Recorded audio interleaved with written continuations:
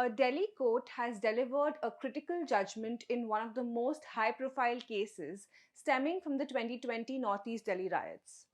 Former municipal councillor from the Aam Aadmi Party, Mohammad Tahir Hussain, and four others have been convicted for the murder of Intelligence Bureau official Ankit Sharma, bringing a legal rest to a case that has gripped the nation for over 6 years. Welcome to The Print. I am Ruchi Bhattar, bringing to you a breakdown of the case, how it started, what evidence did the Delhi police present, and what was deposed in court, and eventually what weighed in for the judge to convict Hussain and four others. In February 2020, when communal violence erupted in northeast Delhi as the capital protested against the CAA NRC law, 26-year-old IB official Ankit Sharma went missing near the Chand Bagh Pulia.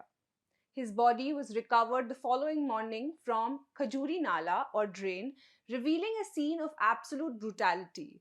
A subsequent post-mortem examination uncovered 51 ante-mortem injuries caused by sharp and blunt weapons, confirming that Sharma had been the victim of a savage homicidal attack.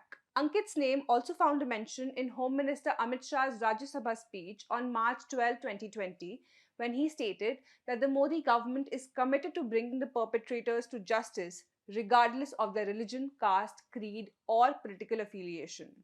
The Aam Aadmi Party suspended Tahir Hussain a day after the primary FIR registration, and he was subsequently arrested by the Delhi Police Crime Branch on March 5, 2020.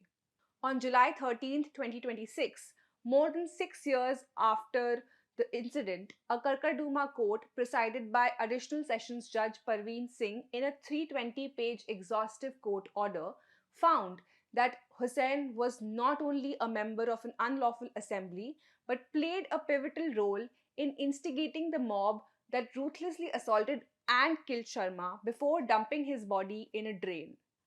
Tahir Hussain and four others, namely Nazim, Qasim, Javed, and Anas, are convicted under charges of rioting with a deadly or offensive weapon, promoting enmity, disharmony, or feelings of hatred between religious groups, racial or caste groups, disobedience to an order lawfully promulgated by a public servant, kidnapping or abducting with the intent to secretly and wrongfully confine a person, murder, and even vicarious liability of every member of unlawful assembly guilty of offence committed in prosecution of common object.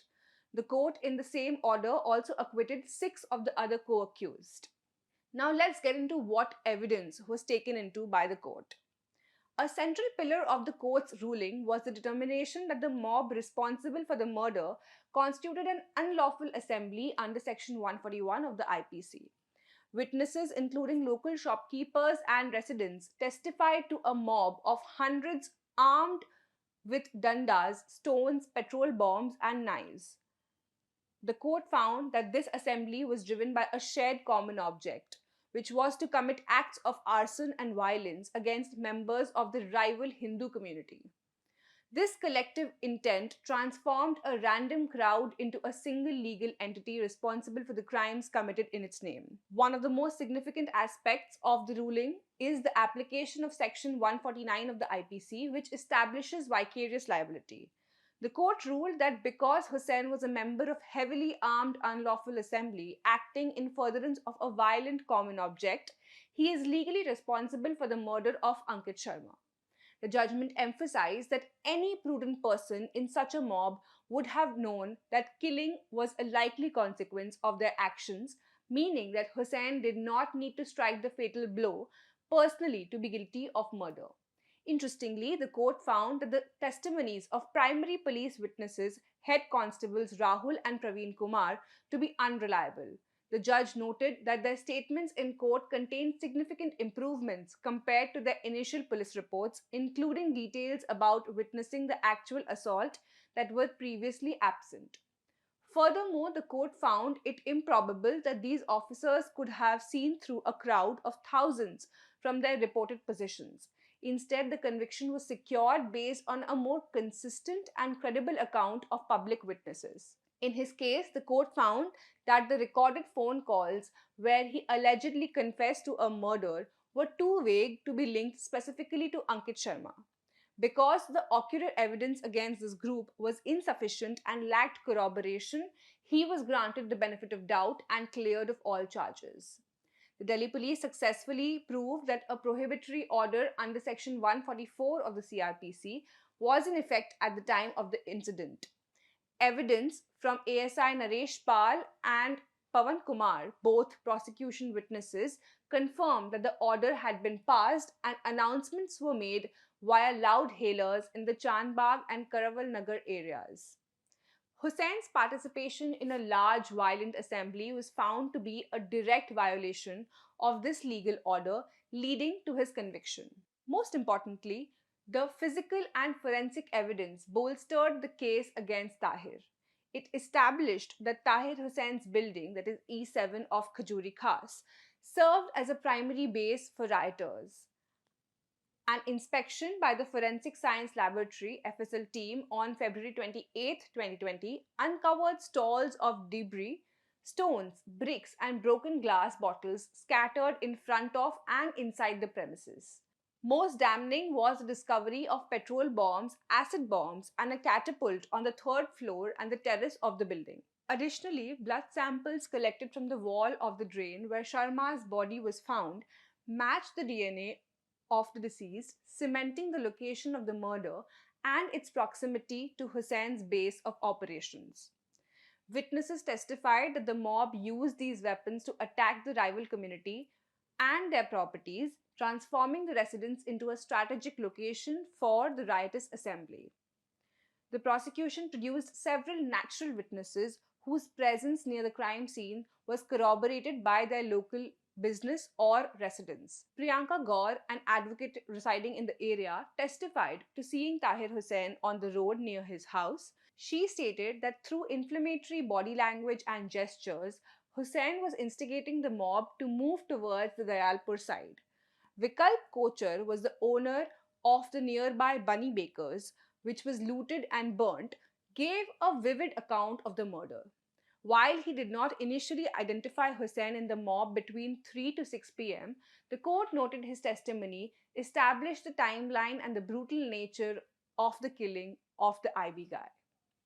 Akash and Bharat are brothers who were near the Chand Bagh Pulia when they witnessed Hussain delivering inflammatory speeches claiming Hindus had looted Muslim homes and exorbiting the mob to teach them a lesson.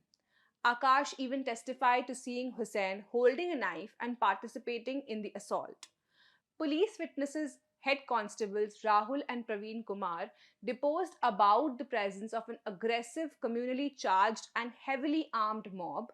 The order noted that Delhi police's contention that head constables Praveen and Rahul, Pradeep Verma, Akash, Bharat, Vikalp Kochar, and Priyanka Gaur have categorically deposed that they saw Tahir Hussain actively instigating the mob, and upon his instigation, the rioting mob became more violent and killed Ankit Sharma.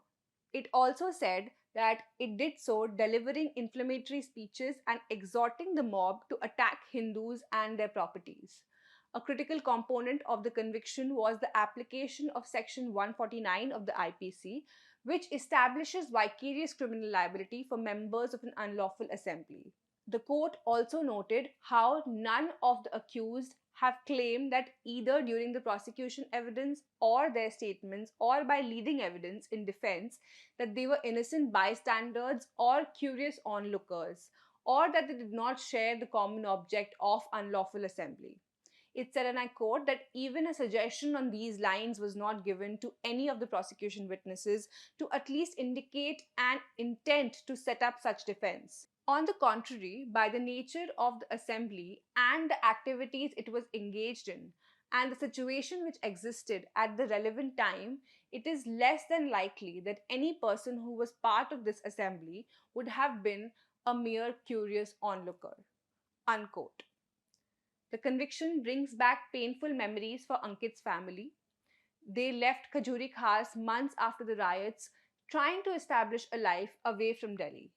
Speaking to the Prince Samriddhi Tiwari, Ankit Sharma's brother Ankur explained how this judgment brings a sense of relief because the court has convicted some of the accused, but it was a traumatizing memory that They hope nobody gets to live. He also said that the family hopes that justice be brought to those who are guilty of inciting the riots and committing criminal acts.